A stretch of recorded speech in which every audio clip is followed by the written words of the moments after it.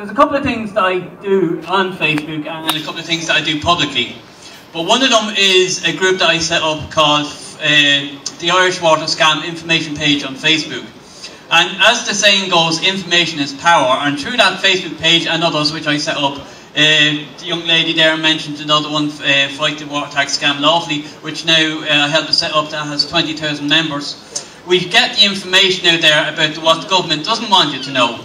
For example, the government now, just today, has announced that everybody that's going to get this €100 money back has to now first not only pay their bill, but make a statutory declaration that they paid the actual bill. Now, they didn't mention any of that in the Dáil when they were actually making their grand speeches when the cameras were turned on. It's not good PR. But now in the next 24 hours you'll find all this further information out. I mentioned on Facebook that I was going to also say something today that Irish Water is up to. Irish Water, between now and January, are taking off the road over 100 of their vehicles. Now this is very important because the meters that have gone in around the country are now, right now, degrading as they are. A survey was done by the Irish Mail in the last 6 months about the meters that were put in the last year and a half, and they found that 1 in 4, 1 in 5 is already degrading, and those will have to be replaced even before the 3-year cap is over. So that's going to cost the country more money when they eventually do get around either to lifting the cap or keeping with the cap. Either way, them meters are going to have to be replaced. With the 100 vans taken off the road around the country, it means that the staff isn't there to monitor the piping conditions. So the excuse that they're using that they really need the meters to check on the leaks, frankly, is a load of hogwash. Because previously other corporations and borough councils could check where the leaks were anyway.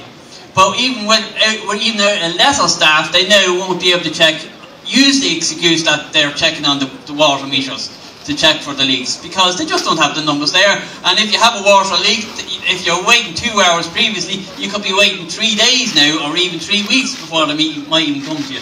And in the meanwhile, your water meter is going to be clicking away. There's a couple of things I want to mention. I did say that we mentioned some information on Facebook pages.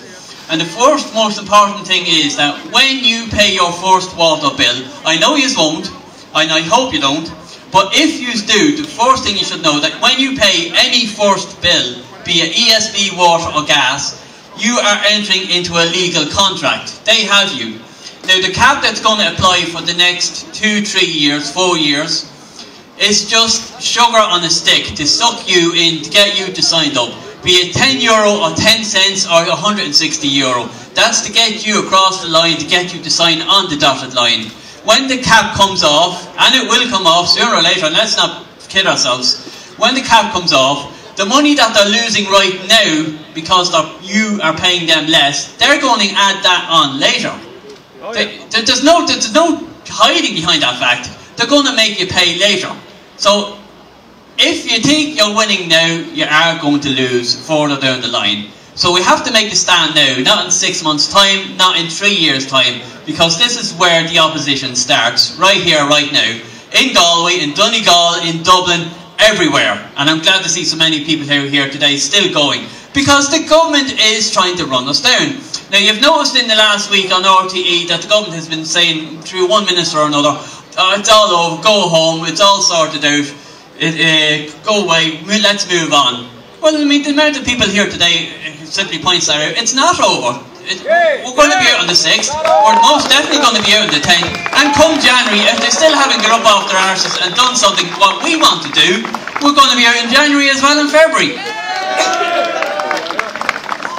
Now, the government has said that they are listening to us. I can't see them listening to us. We've marched in October, we've marched in November, we're out here today, and we're going to be out in December. And we're all saying the same message. We're not paying, we don't want Irish water. We don't want Irish water actually in the Constitution, because if that actually goes into the Constitution, that means we are making Irish water the company legit. And if we make that legit, we're giving them permission to charge us. So don't get caught out on that one if they try and pull that one again further down the line. But they're not listening to the mass.